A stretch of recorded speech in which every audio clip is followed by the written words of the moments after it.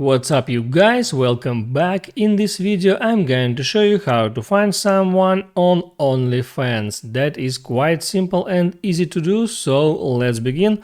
And first way to find some person on OnlyFans is just scrolling down your new feeds and looking for people, and now you can see people profiles. You can enter in that profile and if you want, you can check the photos or you can subscribe to that user.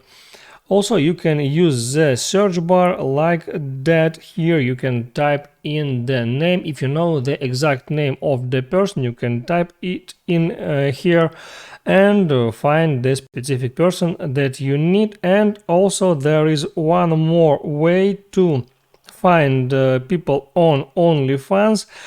Just go to website onlyfinder.com and there you can find OnlyFans profiles in some different ways. You can select here top to see the top persons.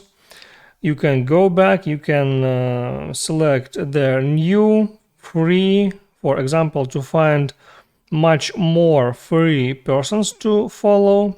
Also, you can use map to find the people near you. Using map feature, you will see people near you on the map who enabled location detection on their OnlyFans profile. So there was a couple different ways to find someone on OnlyFans. I hope this video helped you out.